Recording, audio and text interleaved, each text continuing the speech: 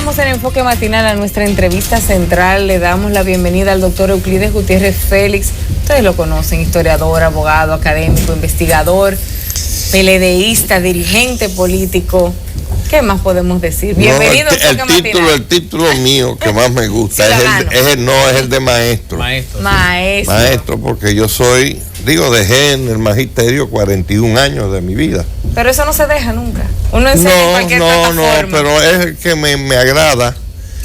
Le decía a mi amigo querido aquí que la esposa de él es de esa región donde yo me crié. Del Vigiador.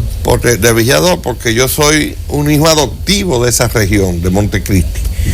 Yo llegué a Montecristi con 8 años de edad, 9 años de edad. Y le decía a él que esos pueblos de ahí, hablábamos de Palo Verde, todo eso está en una expresión propia. Tú hablabas ahorita del pueblo dominicano, sí, que no sabe lo que quiere, es verdad, porque los pueblos hay que dirigirlos, los pueblos no pueden dirigir ellos. Exacto. No se pueden dirigir ellos. Y debe de trazarse de vamos para allá, y todo el mundo empieza a caminar. Entonces, esa región en la que yo me crié era el asiento de la Grenada Company, que era una filial sucursal de la United Fruit Company, que era la compañía agrícola más poderosa del mundo y más moderna, que vino y se estableció ahí con un contrato con Trujillo, que lo dirigió. Las relaciones de Trujillo con la United Fruit las dirigió él personalmente. Entre otras cosas, ese contrato dice en el artículo 9,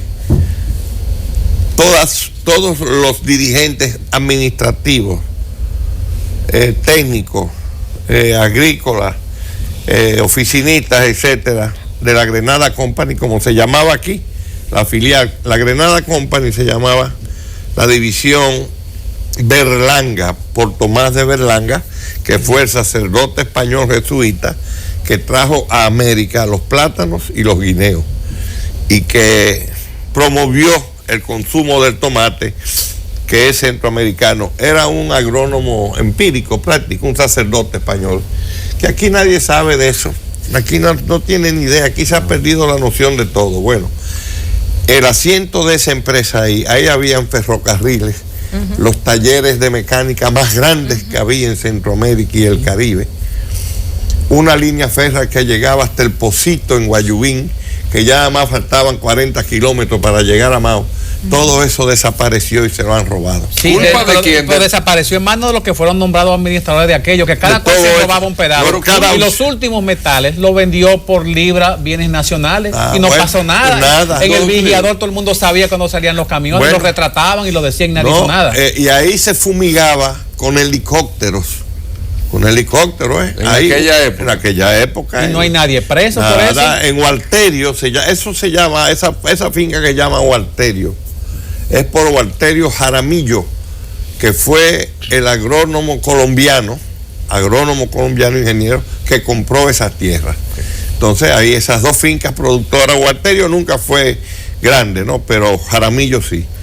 Yo tengo caballos con los nombres de esas fincas porque yo me crié ahí. Yo tengo caballos que se llaman Jaramillo, Palo Verde, Maguaca. Bueno, todo eso desapareció. Y cuando voy allá, que tengo que ir siempre, reconstruimos el puente de Palo Verde. Se inventaron un nombre que es la Cruz de Manzanillo. ¿Y qué tiene que ver la cruz? La cruz era un paraje de Palo Verde que era una sección. Entonces se inventaron los periodistas ignorantes la Cruz de Manzanillo, que tiene que nada con... Pero Manzanillo es el puerto de calado profundo más grande que hay en Centroamérica y el Caribe, ese que está ahí. Y parece que nos quedamos estancados en temas pendientes para conseguir el desarrollo de regiones como esa, y que el país sigue empantanado en la misma discusión desde hace 40 años. Lo vimos ayer, sí. Hoy tuvimos que comenzar el programa hablando de eso. Y yo lo oigo, cuando tengo tiempo los veo ustedes. Además, las mujeres de aquí son muy bonitas, todas parecen reinas de belleza.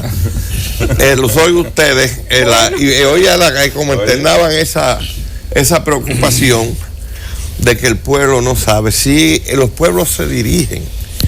Tú hablaste de Juan Bosch y decía esas cosas de Juan Bosch y me citabas a mí, en un sentido que te agradezco, la mención que hace en ese sentido. Juan Bosch estudió la composición social dominicana y escribió ese libro, que vaya en su 40ª edición, creo. Han hecho 42 ediciones. Que es lo que explica que es único en América. No hay eso, porque las características del pueblo nuestro son diferentes a las de los otros pueblos americanos. ¿Es reeleccionista el pueblo dominicano? No, hombre, no, el pueblo dominicano no sabe, como dice el joven, a dónde va. Ahora mismo no sabe a dónde va. El problema no es la reelección. Yo no hablo de la reelección ni voy a hablar. El PLD, porque la tarea mi amor, la tarea del PLD ahora es que Danilo haga un buen gobierno. Después veremos más adelante. Porque ese no es el gobierno de Danilo, ese es el gobierno del PLD, del cual Danilo Medina es presidente ahora de la República. Ni era el gobierno de Leonel, es el gobierno del PLD. ¿Por quién es que vota el pueblo? Pero con una dirección distinta, don Euclides. No, es la misma dirección, es la misma.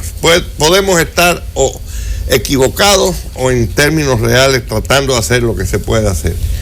Eso que está haciendo Danilo, esas visitas al campo y eso es extraordinario.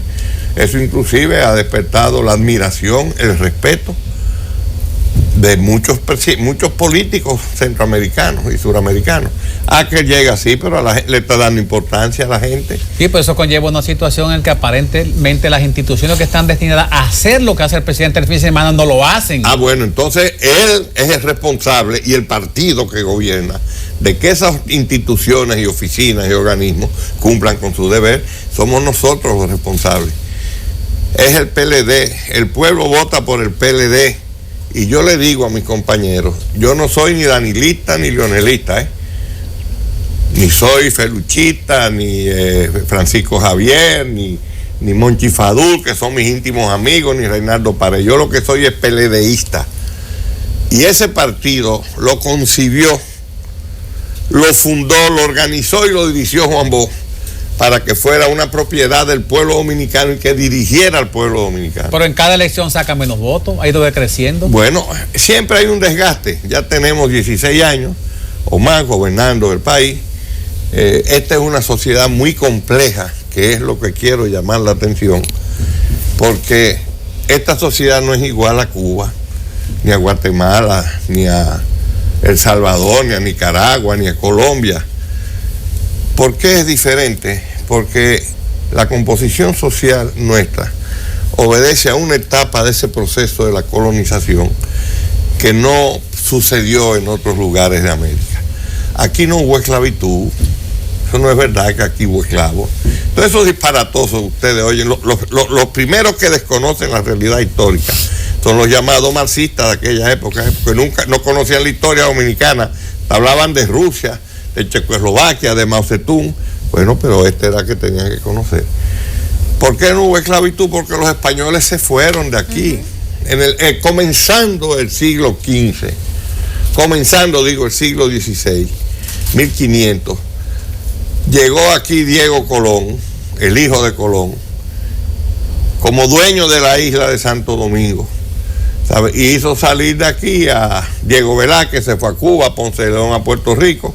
La gente que había traído Obando, que era el que había establecido, Obando era un dictador cruel, ¿no? Represivo, pero capaz, porque le dio la vuelta a la isla en 8 meses y se dio cuenta que aquí no había oro y que el oro aparecía donde quiera, que aquí lo que había era un clima extraordinario, benéfico, donde los animales de crianza, el ganado vacuno, caballar, porcino, las aves de corral se daban, porque aquí no hay invierno, aquí la nieve no impide nada. Miren cómo la nieve paró a Nueva York 3 días, 4 días, y aquí se ve eso, que la gente puede usar la misma ropa a los 12 meses del año y que la comida se da silvestre. Y hizo esa ciudad colonial que ahora por suerte la están remodelando, reorganizando, que es un clásico de construcción. Ese modelo de Obando se lo llevaron a España y a Europa. Fíjense que esas calles de la ciudad colonial, Las Damas, la Isabela Católica, el Conde, la Noel, la Meriño, caben 2 guaguas una al lado de la otra, 2 camiones cuando no habían vehículos. Lo que había eran coches. ¿Y el acueducto funciona? No, sí, así mismo era. Bueno, ¿sí? Lo que quiero decir es que los españoles se fueron de aquí. ¿Cuándo encontró Hernán Cortés a México en 1519? El ánimo del dominicano es distinto. No, mi amor, porque desaparecieron, se fueron. Aquí quedaron apenas 4.000 familias españolas y 12.000 esclavos. Fue que apareció entonces este color. ¿Sabe cómo es que le dicen los cubanos? El color dominicano. Nosotros somos mulatos. No había ese cruce del blanco con negro. Aquí fue que nació. Las hijas de los españoles que eran amos, dueños de ganado, se amancebaban con los esclavos domésticos porque no habían hombres. Si empatamos entonces, eso. Perdón, para terminarte eso. Entonces aquí la gente no tiene títulos. Los títulos, aquí nadie, ni que la ama dice el amo, el señor. Aquí, ¿cómo es que dicen? El don, que quiere decir, no, don viene de dueño. El don y la doña son los jefes, ¿no? El patrón, que es el dueño de un negocio donde se compra o se vende, y el jefe, que es el que da orden. Entonces tú preguntas, llegas a un sitio, ¿quién es el jefe aquí? Dice, aquel moreno que está allá. Entonces tú, un moreno grande, alto, con los ojos amarillos, como un gato, dándole orden a todo el mundo. Jabao, así, blanco como tú, bonita, blanco, sí, alto. Porque ya un jefe de una vez el jefe que hubo durante 30 años fue sacrificado por sus amigos. Bueno, ese jefe se fue. Entre otras cosas, eso. Pero jefe le decían, era Horacio Vázquez que le decían el jefe.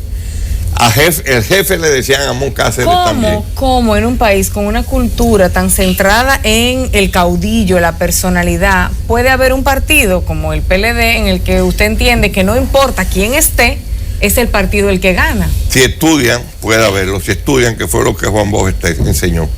Juan Bosch estableció una escuela para que los dominicanos, por eso era tan selectivo el partido. Pero ya no lo es. Y no, ya no lo es. Fue un grave error ampliar el partido. Yo creo que de los dirigentes fundadores del partido, el único que se opuso a eso fui yo.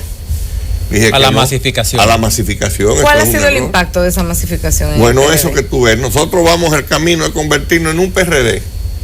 Eso ahora está discutiendo toda esa pendejada de la reelección, que Danilo, que se movilizó el pueblo.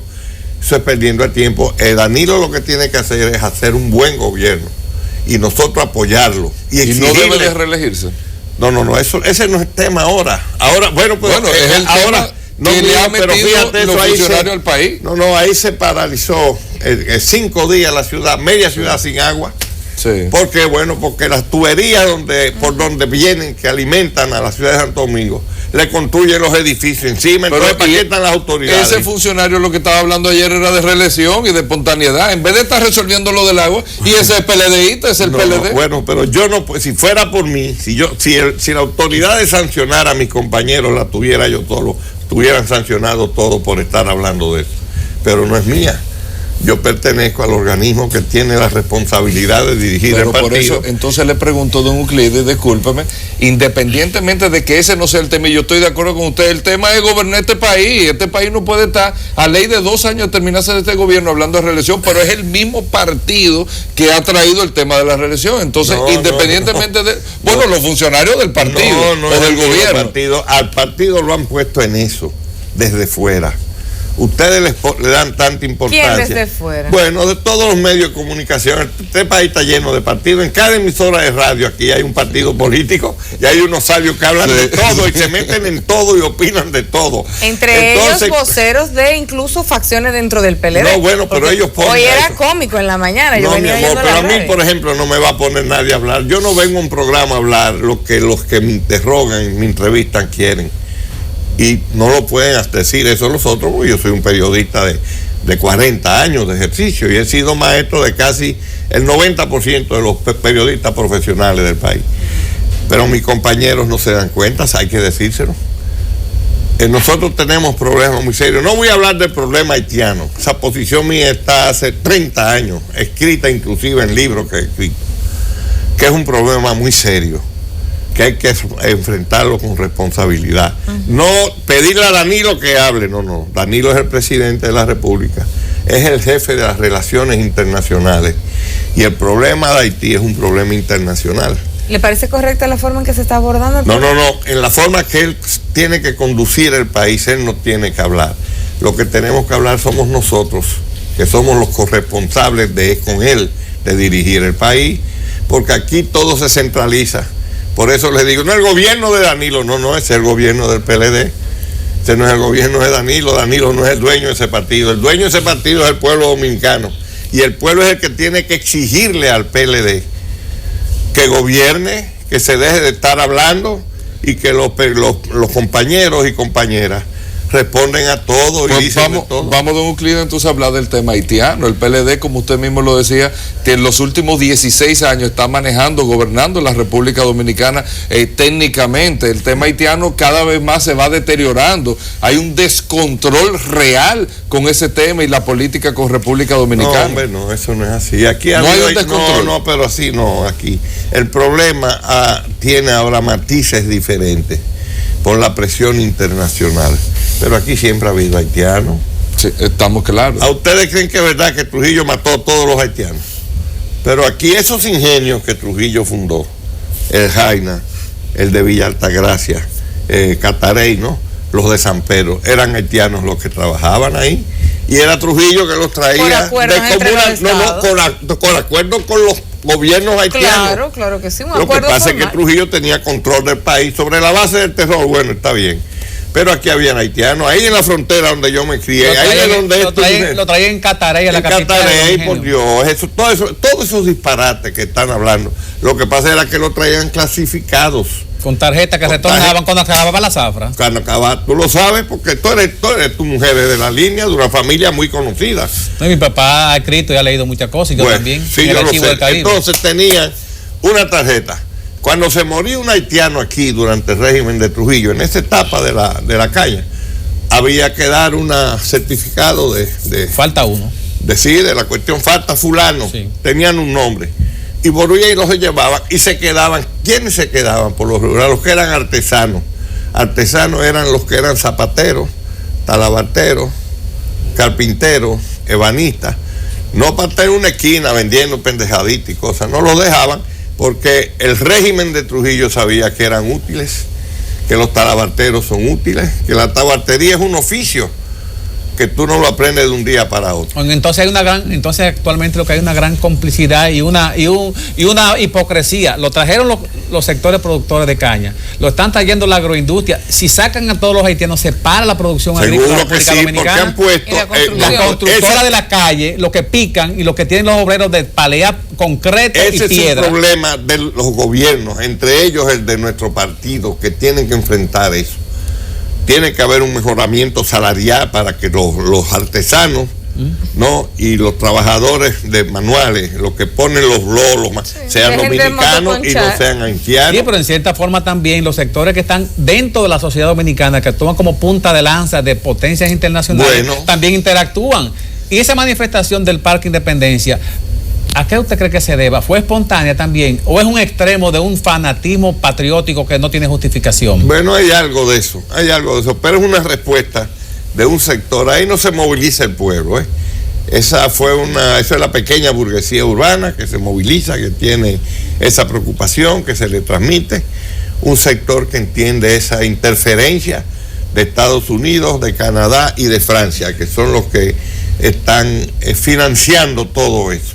En Haití no hay un chele porque toda la ayuda internacional se la cogen los gobernantes haitianos. ¿Usted no está preocupado con el tema haitiano? ¿Cómo no voy a estar preocupado? Yo escribí un libro que se llama Haití, la República Dominicana, un origen y dos destinos, que va ahora a la tercera edición, quiere que la gente lo lee. ¿Qué opinión le merece el plan de regularización y de naturalización como solución al problema? Es correcto, porque aquí esos hijos haitianos nacidos aquí, yo iba a la escuela con compañeros míos, fueron de infancia, allá en Montecristi, hijos haitianos, y nunca lo vi pensando que ellos eran haitianos así. Ese papá era haitiano. Estaban formados aquí en una concepción de costumbre y de lengua. Los primeros matices de la expresión de una nacionalidad es el idioma. Lo que sucede es que eso es una ignorancia de los políticos. Tal vez la primera sociedad donde se dio un sentimiento realmente, auténticamente patriótico fue aquí en el siglo XVIII, en los finales del siglo XVIII. España le cedió a Francia la parte oriental de la isla de Santo Domingo a través del Tratado de Basilea en 1795.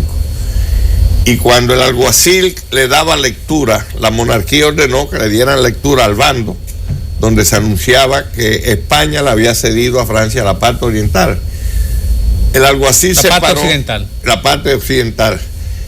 El alguacil se paró en la esquina formada hoy por la calle El Conde y la Meriño, que era la plaza de armas, ahí lo que es el Parque Colón, y leyó el bando anunciando el Tratado de Basilea, que quiere decir que pasábamos a ser franceses. Sí. Ya el gentilicio español dominicano se usaba. Una mujer del pueblo parada en la esquina, la describen los historiadores tradicionales, de 50 años tal vez o algo más.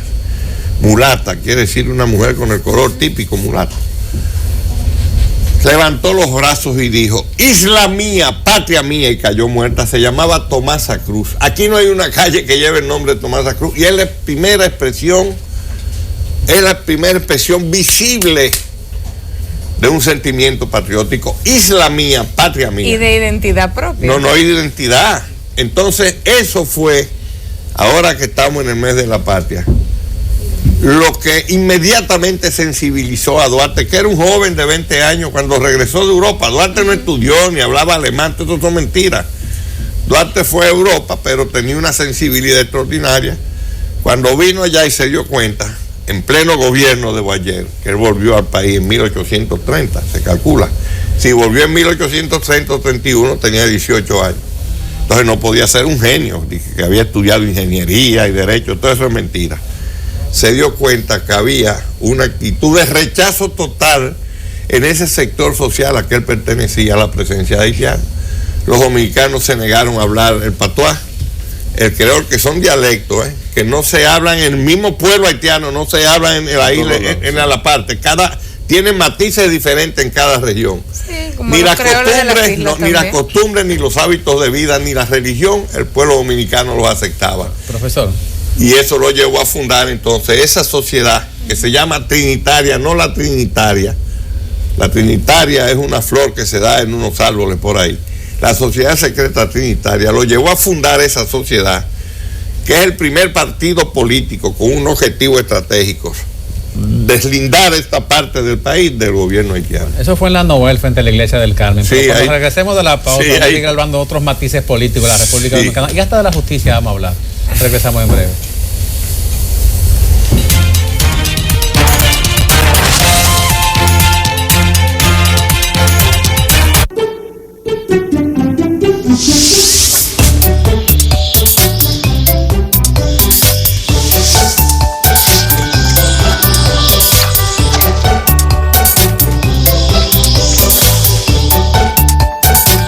Día a día hacemos posible que miles de dominicanos tengan una vida más digna, convirtiendo en realidad sus sueños. Lotería Nacional, tu mano amiga. Educación para tu Salud Financiera presenta Sara y Luis, su ruta hacia un crédito saludable. Sara y Luis forman una joven pareja. Tienen varias deudas y se les hace difícil pagarlas. Por esto, han decidido hacerle frente al problema tomando un préstamo para consolidar sus deudas con un solo acreedor. Sara y Luis deciden evaluar todas sus opciones, incluyendo la de un préstamo informal. Al evaluar, se dan cuenta de que con un préstamo informal pagarían intereses muy altos y no construirían su historial de crédito. Finalmente, Sara y Luis deciden no correr riesgos e irse por la vía correcta para consolidar sus deudas, solicitando directo y en vivo un préstamo formal. Sara y Luis están felices porque disfrutan de las ventajas de haber consolidado sus deudas. Ahora realizan un solo pago mensual con una entidad financiera regulada. Para conocer más acerca de cómo manejar tu crédito, infórmate en educacionfinanciera.sb.gov.do. Educación para tu salud financiera de la Superintendencia de Bancos.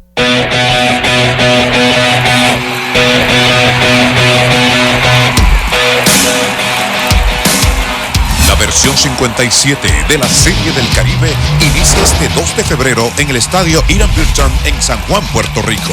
Los juegos de la escuadra dominicana van por CDN y los demás partidos del calendario oficial por CDN Sports Max. La emoción de la Serie del Caribe está aquí en CDN y CDN Sports Max.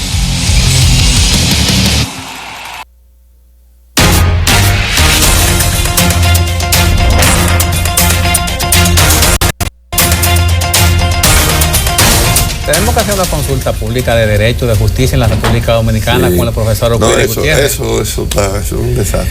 Profesor, hoy continúan las audiencias en la Suprema Corte de Justicia. El magistrado Alejandro Moscoso Segarra tiene en sus manos la decisión si se va a juicio de fondo o no se va a juicio de fondo. En el caso del secretario es un abogado capaz. Exacto.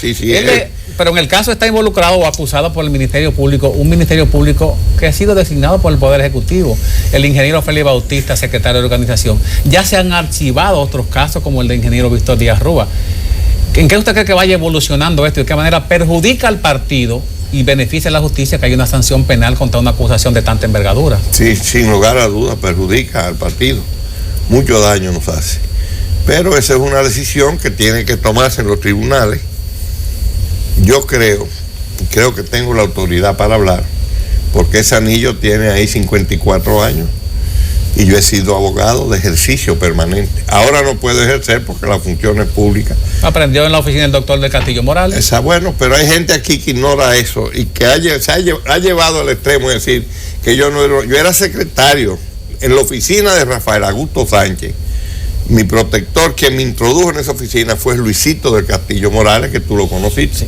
Vamos con el caso, Félix. Bueno, entonces, están apoderados los tribunales, hay acusaciones.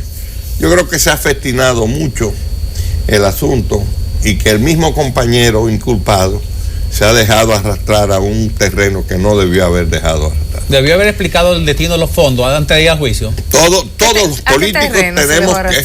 Bueno, eso de estar respondiendo y dando entrevistas y de esas cosas, en los tribunales, allá es que se va a decidir, no es en la televisión que se va a decidir. Pero él se hizo nombrar una comisión en el Senado que fue hecha la medida y no ha rendido ni un informe. Bueno, todas esas cosas se van a reflejar ahora ahí.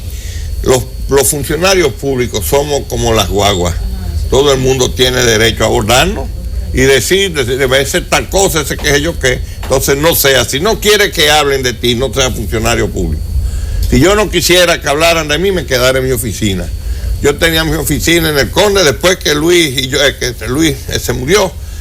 Yo tengo una oficina en la Bolívar hace 15 años y la tenía en el Conde, esquina 19 de marzo, en el edificio del Palacio. Y yo sé lo que tengo, lo que he ganado y que me lleven a los tribunales. El que crea que el dinero que yo tengo y que gano y que he ganado, que me lleven a los tribunales, yo no tengo ningún temor. ¿Por qué no se ha pronunciado el PLD con respecto a esos dos casos? No, porque el PLD no puede pronunciarse, pero el PLD, ese es un proceso que está en la fase de instrucción todavía. Hay que dejar que lo decidan, porque entonces van a decir, ahí está el PLD diciendo y hablando. Pero hay quienes dicen que mantenerlo en la estructura partidaria, no darles una pausa en lo que resuelven sus temas judiciales, no, implica una aceptación. Ya eso es otra cosa que tiene que decidirlo el comité político. ¿Cuándo se va a reunir el comité político? Bueno, lo que sucede es que el comité político no puede reunirse cuando nuestros adversarios quieran. Mira, mi amor, nosotros ahora no tenemos oposición. Y si perdemos la perspectiva de la prudencia, en la política hay dos virtudes fundamentales. Primero, ¿no?, la prudencia y la discreción. Y si nosotros perdemos el sentido de la prudencia política, entonces vamos a convertirnos en un PRD. Que PRD es el partido que yo pongo de donde yo milité. Nosotros salimos del PRD, claro, a fundar el PLD. Porque llegó un momento que don Juan, que era un maestro político de primera categoría, es el maestro político más grande que ha dado América, político que ha dado América, se dio cuenta que el PRD ya había cumplido su función cuando él regresó de España y nos los dijo a nosotros. Yo pasé a ser ayudante de él desde que él llegó aquí en 1970. En esas ironías de la vida, quienes me recomiendan a mí para que Juan Bosch me escoja como su ayudante son mi amiga de infancia, Milagro Ortiz Bosch, que es sobrina de Juan Bosch, que éramos compañeros de asiento en el kindergarten, en el Colegio Santa Teresita, antes de Trujillo sacar a mi padre del ejército e irnos a vivir a Montecristi. Y el señor Hugo Tolentino, que ahora es mi enemigo, bueno, allá él. Ellos fueron los que le dijeron ahí, en ese apartamento donde vive Milagro Ortiz, que se lo alquilé yo a su esposo, Basanta, el papá de su hijo, porque yo fui, ya no lo soy, abogado de la Reparto Villajuana, que son los dueños de ese edificio. Esa es la familia de Buenaventura Peña, el papá de Chilo Peñavalle, que aquel gran la abogado. calle que sube del Obelisco Macho hacia la Independencia. Exacto, eso ahí entre la Araná y la Doctor Delgado. Ahí le dijeron a don Juan, usted tiene ahí a Euclides Gutiérrez, que es el secretario general de ADOMA, la Asociación Dominicana de Abogados, que es de los que dirigen todos esos jóvenes abogados que pelearon en la guerra. Don Juan me escogió como su ayudante, que fui 22 años ayudante personal. Él lo sabe, él lo conoce bien. Bueno, don Juan se dio cuenta que el PRD había cumplido su papel. Y se fue. Vámonos de aquí. Se quedó con la Casa Nacional solamente. Nada más. Pero la mejor empresa que hicieron los PLDistas fue el Frente Patriótico. Se taparon la nariz y dijeron por ahí voy. Eso dice que yo dije, que yo fui el que dije, en un programa que hacen por la mañana, por ahí me dijeron, que yo fui el que dije, pónganse los pañuelos y vamos, levántenle el brazo a Balaguer. Eso no es verdad. No, yo estuve ahí, yo soy testigo presencial. Pero esos dirigentes que estaban ahí hicieron el mejor negocio de su vida, la proyección a futuro, porque ese comité político, hay prácticamente, todos han resuelto el problema de su vida y hasta la quinta generación. Bueno, hay una parte, no solamente en el comité político, que de compañeros y compañeras que han tenido un cambio en su estatus social, que es diferente. Aunque la mayoría de ellos eran profesionales universitarios. Clase media. Sí. Cada vez que yo oigo que llegaron en la cola de un motor, óyeme, Rafael Caseacta no llegó en la cola de un motor, ni Rafaelito Albuquerque, ni Vidó Medina, ni Blanco Fernández, no ni creo que Franklin se refieren Almeida. a ellos. No creo que se refieren a ellos. Sí, no dicen que todos los miembros del comité político. Yo no llegué en la cola de un motor, yo viví en Arroyo Hondo, frente a la casa de un dirigente de una organización que es de la que me ha censurado a mí, que se llama Luis Shecker Ortiz. Luis Shecker se mudó ahí 12 años después de yo vivir en Arroyo Hondo. Que sí que yo no llegué en la cola de un motor. Yo nací en la Doctor Báez, entre la César Nicolás Penson y la Moisés García, donde estaba un restaurante que se llama Papa La Pasta. Sí. Esa casa, ahí en esa casa nací yo y mi padre era primer teniente del ejército, instructor jefe del ejército dominicano en 1936. ¿Qué pasó con esos principios éticos en los que Juan Bosch tanto hizo énfasis? Es que la política no es estática. Las circunstancias de una sociedad como la nuestra, óyeme, son 10 millones de habitantes que tiene esta sociedad, que produce 696 mil millones de pesos dominicanos, que son casi 70 mil millones de dólares. Entonces ese escenario, si no hay esa conciencia política, que fue lo que Juan Bosch nos dio a nosotros, de manejar el Estado con propiedad, con seriedad, con las presiones internas y externas, porque hay corrupción en el gobierno, eso lo dije yo hace años, pero hay corrupción en las actividades comerciales y empresariales. Yo conozco gente ahí que se han hecho ricos haciendo mafia y robando. Trayendo grano. De todo, por ahí particularmente, ¿no es así? Pero el problema es una lucha permanente, como tú decías. El pueblo necesita que lo dirijan. El pueblo ahora mismo anda perdido, no sabe. Ahí con eso perdido, usted mismo decía, don Euclides, ahora, óyeme, y el partido no tiene oposición. El partido que está en el gobierno tiene que tener los pies muy bien sobre la tierra y con la mayor humildad posible, porque no tiene nadie que lo ponga. ¿Qué pasaría o qué va a pasar? ¿O cómo usted ve este proceso PRD, PRM? Usted con ese sentido de la historia, esta división que se ha dado, esta oposición, ¿qué va a pasar ahí? ¿Eso se recompone? No hay posibilidad de recomponer eso. Por eso es la responsabilidad del PLD en manos de nosotros. Por eso digo, el gobierno no es el gobierno de Danilo, Nosotros somos corresponsables con Danilo de dirigir el país. Es el responsable inclusive de que la soberanía, los matices de la personalidad del pueblo dominicano no se pierdan. En el orden cultural se han perdido ya. Aquí hay una balsa de muchachos con una gorra para atrás y unos aretas bailando un disparate de que música urbana. ¿Y quién ha dicho que eso es música? Bailando para arriba. Aquí tú oyes tocar merengue. Tú coges las canciones. ¿Es producto del intercambio cultural? No, eso no es intercambio. Una metamorfosis venenosa. Una metamorfosis venenosa. Totalmente venenosa. Pues si hemos mandado millones a los restos de Estados Unidos, tenemos que tener algo de vuelta. No, mi amor, no, pero eso es un problema de educación, que es muy serio también. A los muchachos se les forma en las aulas, en las escuelas públicas y en las privadas. Porque los matices, eso que yo dije de esa mujer que dijo, isla mía, patria mía, eran una expresión de los matices de una personalidad social, de una nación. Tal vez en eso. Entonces que se estamos perdiendo, ahora, como tú dices, estamos en un proceso de una metamorfosis dañina. A mí no me importa lo que me digan esas cuestiones cuando yo digo, ya yo lo he dicho otras veces, y se ponen a hablar. Yo soy músico de los 9 años, yo tocaba. ¿Trompetista? Sí, yo era trompetista y en la banda de mi pueblo, Montecristi, fui trompetista. Entonces yo sé lo que estoy... Eso no tiene nada que ver con el pueblo. Pero son reflejos de la realidad que ellos están viviendo. No, pero es una forma también de desnaturalizar las esencias, las raíces de un pueblo como el pueblo dominicano, que tiene los matices de su personalidad, ¿sabes? Que se ha manifestado históricamente. Ahora se ordenó el presidente que se creara una comisión que va a celebrar, a conmemorar y a celebrar el hecho del levantamiento militar de abril de 1965. La importancia de ese acontecimiento, y estamos en el mes de la patria, es extraordinaria. ¿Por qué? Porque este pueblo pequeño, de mulatos y de jabaos y de blancos y de todo, obligó a la nación más poderosa del mundo, que todavía lo es. No es China ni Rusia, son los Estados Unidos. Ya la primera curita la puso. Continúe, profesor. No, porque la riqueza de la infraestructura material de los Estados Unidos no la tiene ninguna nación del mundo. Bueno, este pueblo pequeño, apenas 5 millones de habitantes, obligó a sentarse en una mesa de negociaciones a la nación más poderosa del mundo en 1965. Sí.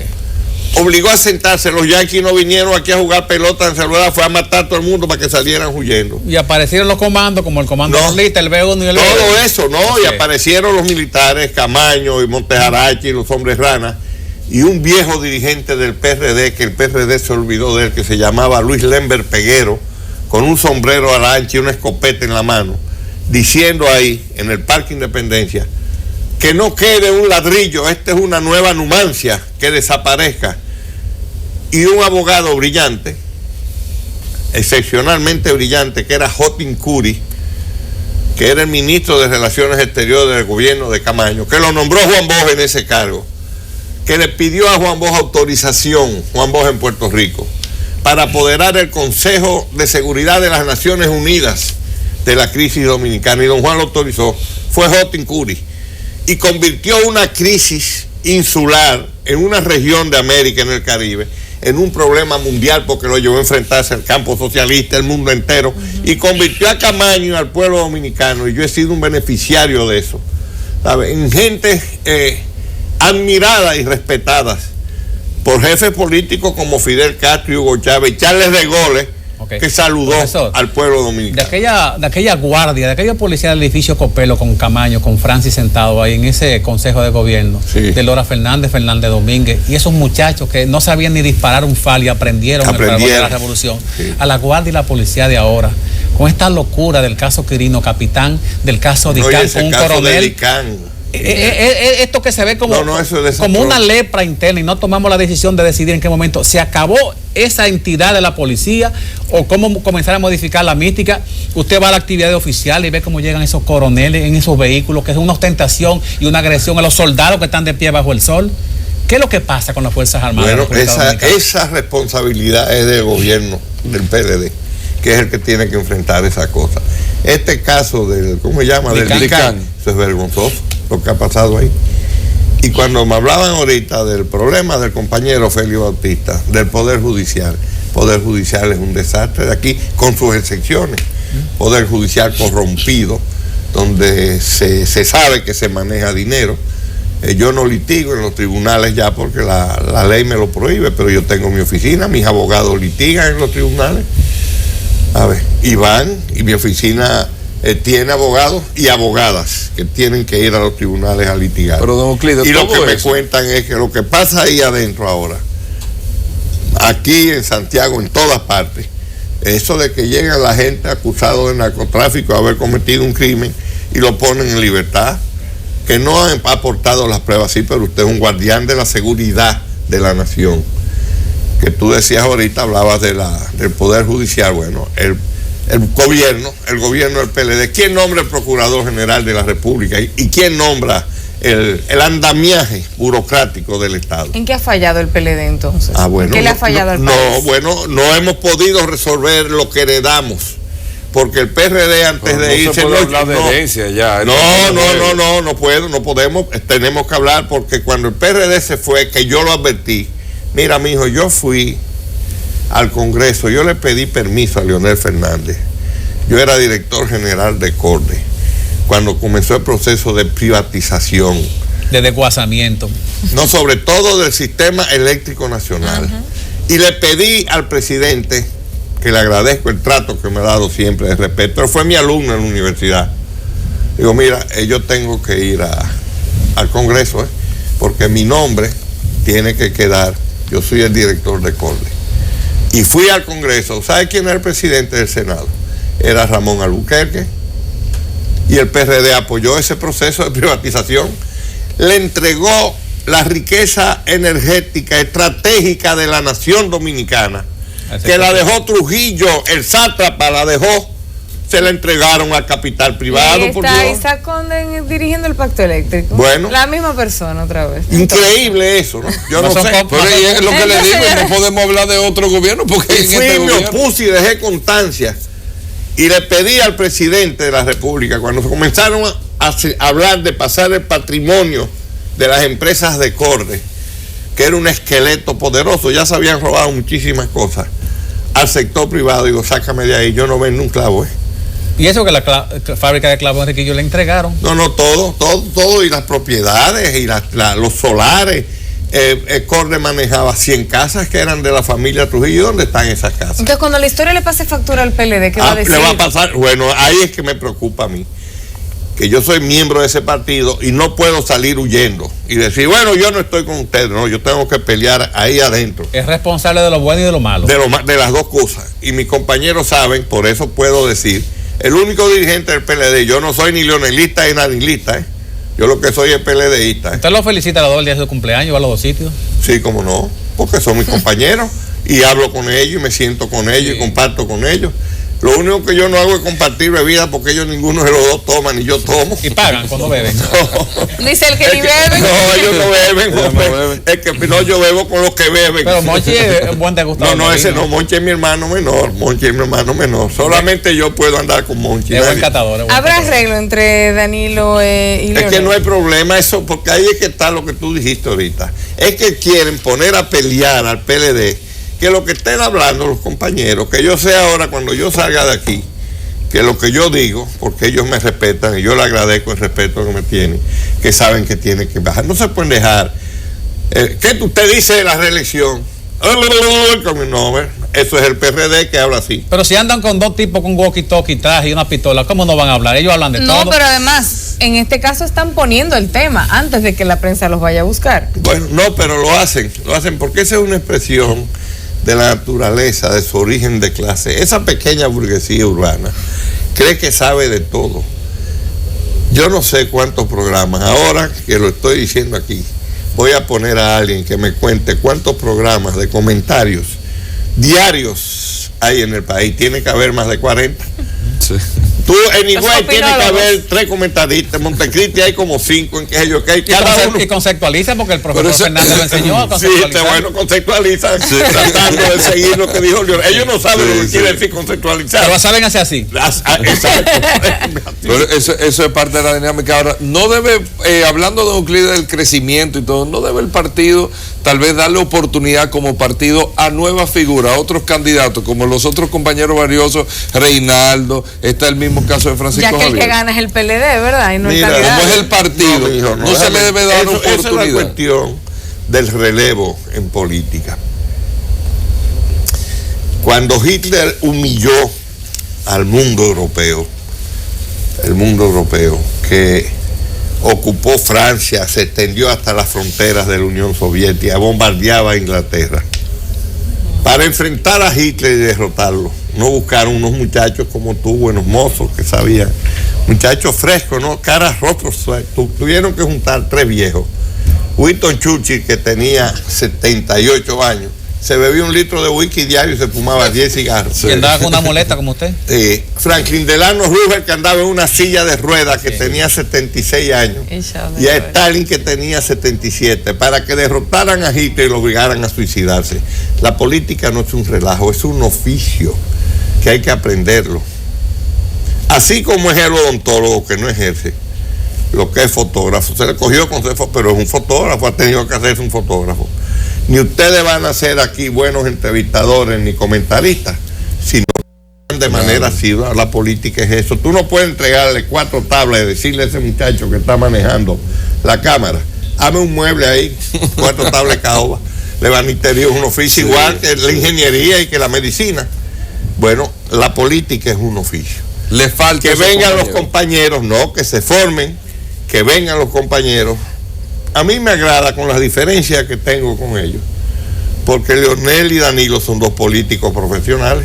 Pero estamos hablando de Reinaldo Paredes. Bueno, que vengan y que vengan. Javier García, nada que vengan. No, mi hija, esos no son muchachos que llegaron no, ya esos son hombres cuarentones y cincuentones que están organizando el partido, que tienen 18 años y 20 años. Yo los conozco a todos. Entonces, yo soy de los dinosaurios. El PLD tiene 3 dinosaurios en su más alto nivel. José Joaquín Vidó Medina, yo y Rafaelito Albuquerque, que están en el comité político. Y los dinosaurios son peligrosos porque hasta con el rabo, cuando se mueven, se llevan todo, tumban todo. Entonces ellos tienen que venir y cerrar ese ciclo de aprendizaje para dirigir al pueblo dominicano, que le expliqué a ustedes ahorita, diferente a Guatemala, a Venezuela, a Cuba, porque aquí hay un sentido de igualdad en términos nacionales, que se manifiesta en lo que tú dices. Los compañeros lo entienden, son nombrados un gobernador y ganan con 3 hombres armados, todito con saco y corbata, unos espejuelos oscuros. Sí. Digo, yo no me explico, yo veo a mis compañeros que van a las inauguraciones por la mañana en verano con saco y corbata, un traje negro, todo el mundo vestido. Yo no me pongo traje, aquí es un país tropical. Pero yo les digo, yo el caso es que se ríen con eso. Pero el problema allí en el fondo es la responsabilidad política del partido, que es el que gobierna. Creo que todavía tenemos el apoyo de la mayoría, todavía. Vamos a ver ahora en este proceso, de aquí a las elecciones, que todavía falta 1 año y pico.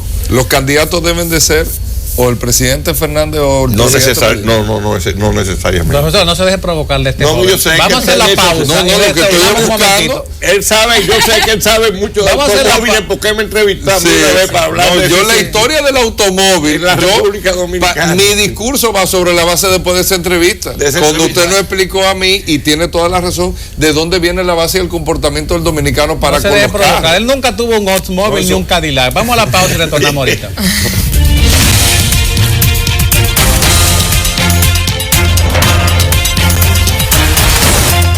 Bueno, seguimos con el doctor Euclides Gutiérrez. Este promete ser un año intenso. Estamos terminando enero y parece que nos... Ustedes lo dijeron ahorita, sí, seguro. No, pero además hay problemas internacionales que inciden en la vida de estos pueblos nuestros. Y ese problema de esa lucha, por el problema de Europa y de los atentados en Francia, eso va a sentirse en todas partes, eso es muy delicado. Y más cerca el caso de Venezuela, que aparentemente hay un inicio de inestabilidad política. Totalmente, no. La economía se va a llevar a la política. Los norteamericanos quieren ahora inclusive sustituir Petrocaribe. Bueno, no, sustraer a nuestro país de Petrocaribe, ¿sabes? Para vendernos el gas. Para vendernos ellos, no, pero y cuando vuelva a subir el petróleo, que va a volver a subir.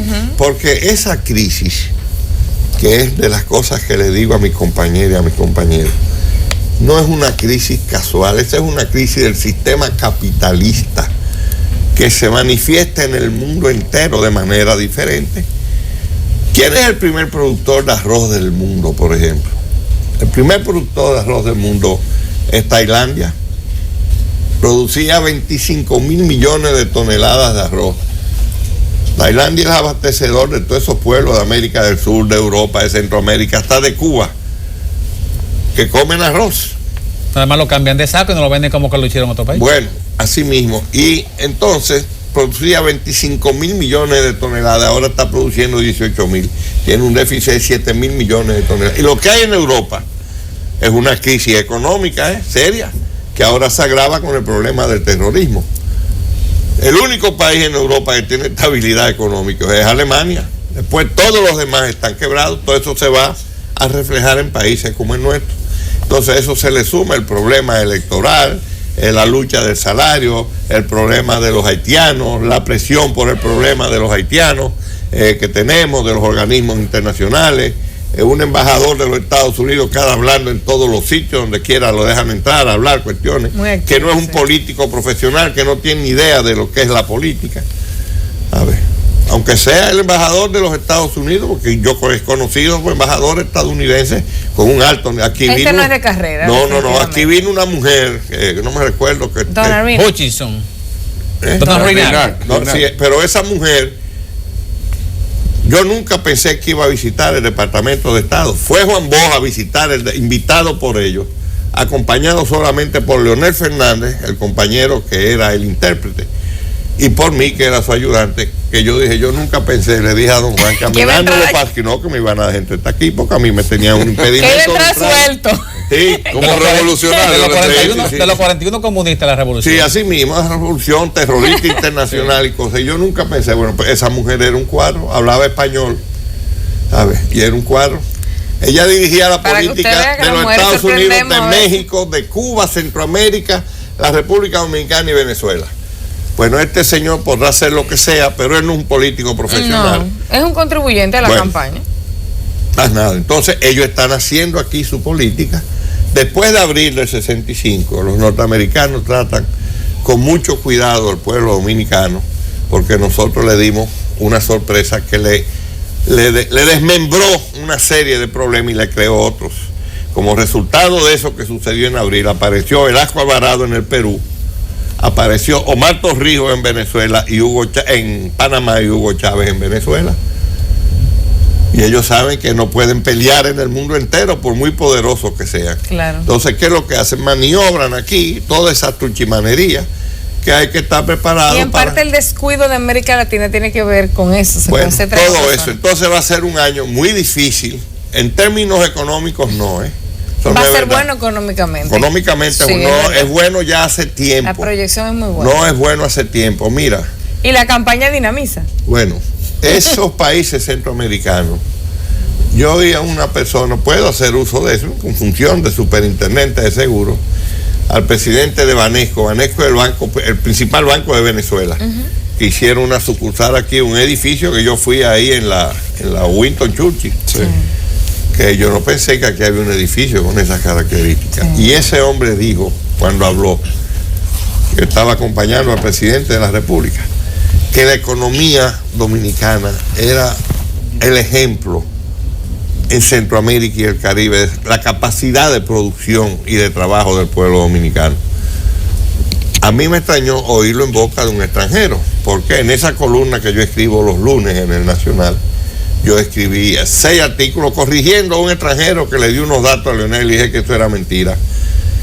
Y decía en esas columnas, el 90%, el pueblo dominicano es el único pueblo de Centroamérica y el Caribe que consume el 90% de lo que produce. Nosotros tenemos aquí eso fue lo de la cuestión allá de la colonia española.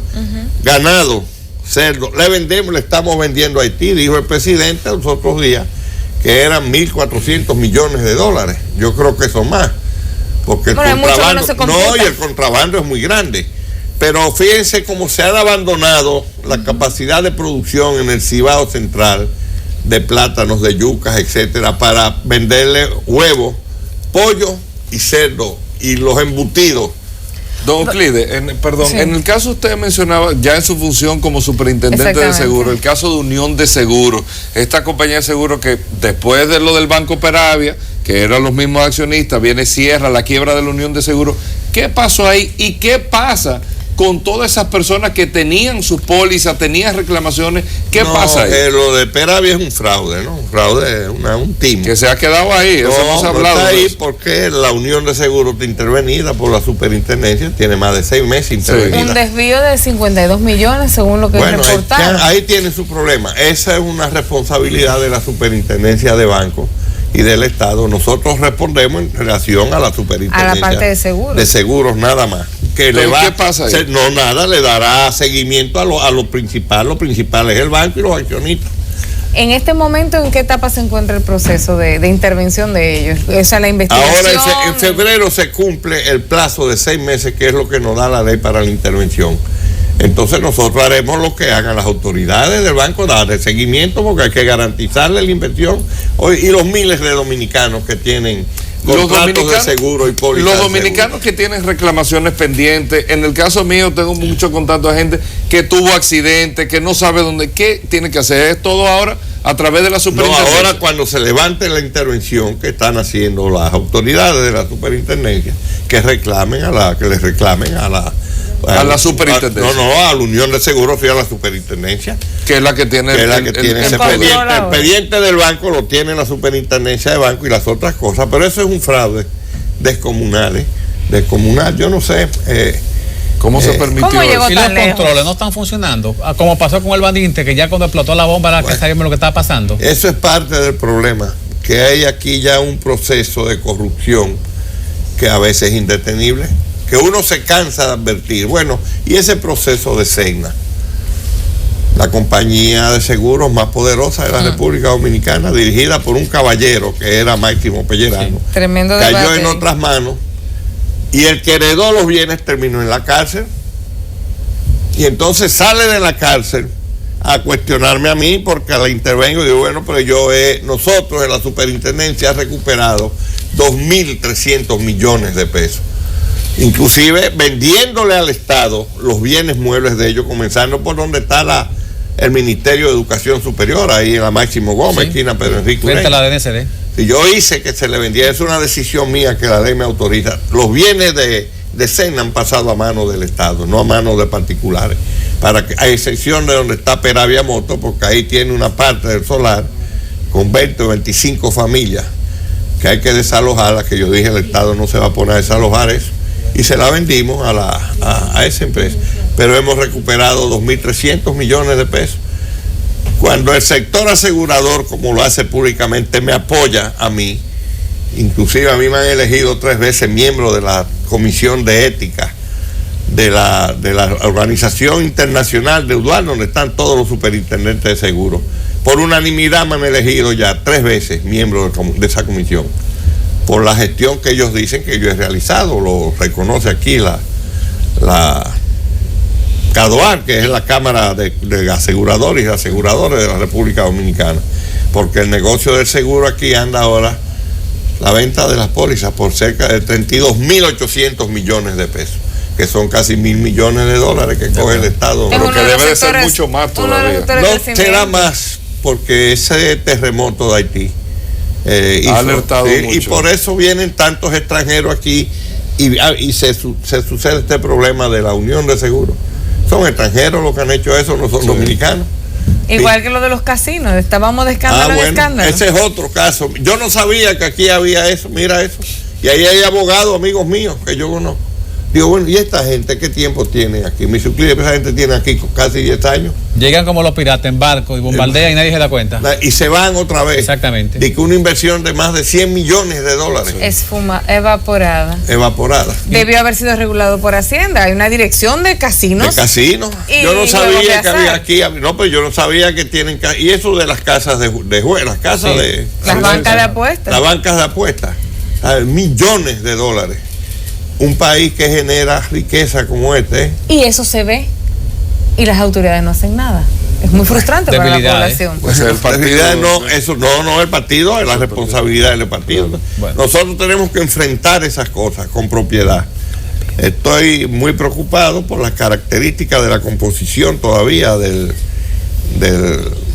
Poder Judicial, particularmente en los tribunales de primer grado, ¿no? En los tribunales de primer grado, porque ya los tribunales colegiados, donde son cortes de apelación, la Suprema, es más difícil la corrupción, porque hay jueces que dicen que no y no lo aceptan. Ahí la acusación es de que fue hecha la medida de Leonel Fernández. No, eso no, eso hay para decir, hombre, no, eso fue hecho un criterio político y se habló con todo el mundo y acusan al pobre Miguelito Vargas de ser socio de Leonel y que hizo. Bueno, si no es socio, es un buen amortiguador para la permanencia después del pacto. Bueno, ya eso es otra cosa, porque en política ese es una vía de ir. En política, mi hijo, nada más se hace lo que conviene, no se puede hacer otra cosa. Doctor Euclides, muchísimas gracias por haber estado con nosotros. Le damos las gracias y que esta primera invitación sea la apertura de otras más. Bueno, de verdad que nos agradece haber dado de cada cosa. Este joven que trabaja con usted, ¿cómo se llama? Fue el que me llamó. Patricio me llamó varias veces. Y yo le dije, bueno, yo quiero ir siquiera para conocer todas esas mujeres tan bonitas que yo no las había visto nunca. Caramba. Bueno, pues queda complacido entonces. Muchas gracias. Nos vamos a una pausa y regresamos con más.